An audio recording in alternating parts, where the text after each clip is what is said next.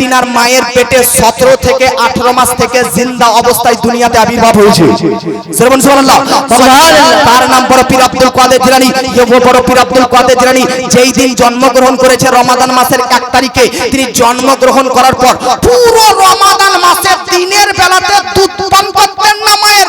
কেন দুধ না পান করে জগৎবাসীদেরকে রোজা রাখার শিক্ষা দিয়েছে। সুবহানাল্লাহ। বাবাজি, এই হচ্ছে বড় পীর আব্দুল কাদের জিলানী, যিনি রমজান মাসের 1 তারিখে জন্মগ্রহণ করেছে। জোরে বলেন সুবহানাল্লাহ। এবার আসুন বেরাদার, রমজান মাসের 3 তারিখ, 3 রমজান, রমজান মাসের 3 তারিখ কি কি হয়েছে? রমজান মাসের 3 তারিখ নবী নন্দিনী, নবীজির কন্যা, নবীজির বেটি উম্মুল খায়র ফাতিমা রাদিয়াল্লাহু তাআলা আনহা তিনার ইন্তেকাল হয়েছে। সুবহানাল্লাহ। রমজান মাসের 3 তারিখ মা ফাতিমা জাহরা, জান্নাতি রমণীদের রানী মা ফাতিমা জাহরা নবীর বেটি, 3 রমজান, রমজান মাসের 3 তারিখ 11 হিজরি তিনার ইন্তেকাল হয়েছে।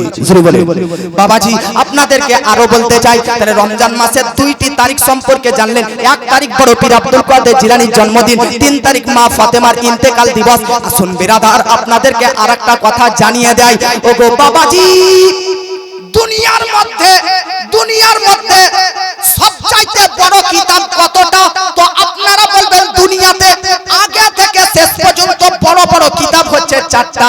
একটার নাম তাওরীত, একটার নাম জবুর, একটার নাম ইনজিল, আর আরেকটার নাম হচ্ছে কুরআন। এই 4টা কিতাবই এই রমজান মাসেই নাজিল হয়েছে। সুবহানাল্লাহ। মনে রাখবেন বাবাজি, 6 রমজান, রমজান মাসের 6 তারিখ, রমজান মাসের 6 তারিখ জবুর কিতাব হযরতে দাউদ নবীর প্রতি নাজিল হয়েছে। রমজান মাসের 7 তারিখ তাওরীত কিতাব হযরতে মুসা নবীর প্রতি নাজিল হয়েছে। রমজান মাসের 14 তারিখ আমার বেরাদার হযরতে ঈসা আলাইহিস সালামের উপর ইনজিল কিতাব নাজিল হয়েছে। আর রমাদান মাসের শবে কদরের রাত্রিতে বেরাদার কুরআন অবতীর্ণ হয়েছে। সুবহানাল্লাহ। আপনাদেরকে বলতে চাই বাবাজি, এই রমাদান মাস, এই রমাদান মাসের 10 তারিখে, মানে 10ই রমাদান, রমাদান মাসের 10 তারিখে আমার নবীজির সবচাইতে কাছে, সবচাইতে প্রিয়, দুঃখের এবং সুখের সাথী, নবীজির সর্বপ্রথম স্ত্রী হযরতে মা খাদিজাতুল কুবরা, নবীজির স্ত্রী মা খাদিজাতুল কুবরা রাদিয়াল্লাহু তাআলা আনহা, তিনারও ইন্তেকাল রমজান মাসের 10 তারিখে হয়েছে। সুবহানাল্লাহ।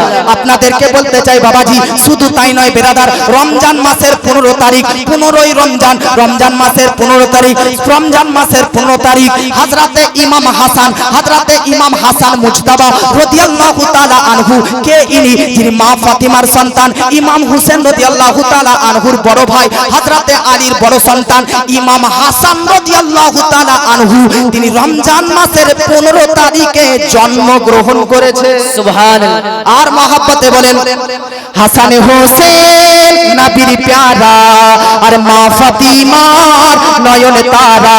হাসান হোসেন নবীর প্যারা, আর মা ফাতিমার নয়ন তারা। হাসান হোসেন মা ফাতিমা জান্নাতি বুলবুল, এদের গুণগান করে গেছেন মুহাম্মদ রাসূল। হাসান হোসেন নবীর প্যারা, কুরআনকে ধরে রাখো সিনায়, আহলে বায়াতকে রাখো মনের কাবায়।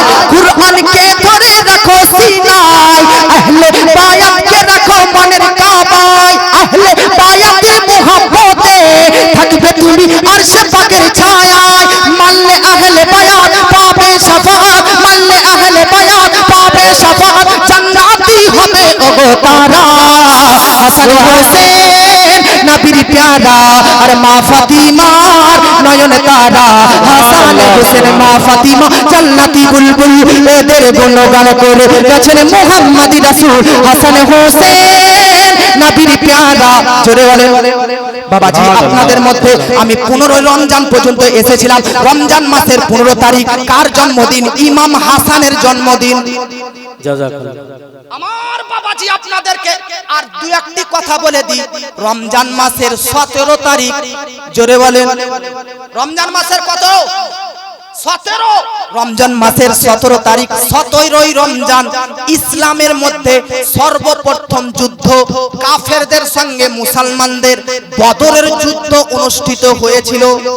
এই বদরের যুদ্ধের প্রান্তরে 14 জন বেরাদার, এই বদরের যুদ্ধের প্রান্তরে 14 জন সাহাবায়ে কেরাম শহীদ হয়েছিলেন।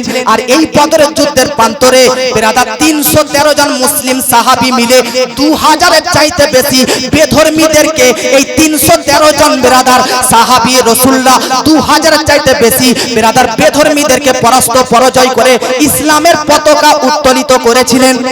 আব্বাজি আপনাদেরকে বলতে চাই, তাহলে 17ই রমজান বদরের যুদ্ধ হয়েছে।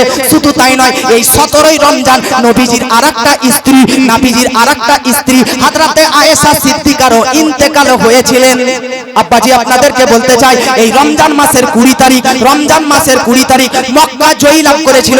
শুধু তাই নয় বেরাদার, মক্কা জয়, আপনাদেরকে যদি জিজ্ঞাসা করি ভারত স্বাধীন হয়েছিল কত সালে, তো আপনারা বলবেন 1947 সালে ইংরেজদের হাত থেকে এই ভারত স্বাধীন হয়েছিল। ঠিক সেই রকম রমজান মাসের 20 তারিখ মক্কা শহর বেধর্মীর হাত থেকে আর কাবা শরীফ মূর্তি থেকে স্বাধীন হয়েছিল। শুধু তাই নয় বেরাদার, রমজান মাসের 21 তারিখ, 21শে রমজান, রমজান মাসের 21 তারিখ হযরতে আলী রাদিয়াল্লাহু তাআলা আনহু শহীদ হয়েছিলেন। জোরে বলেন। এই হচ্ছে রমাদান। এই রমজান মাসে বহু ঘটনা ঘটেছে।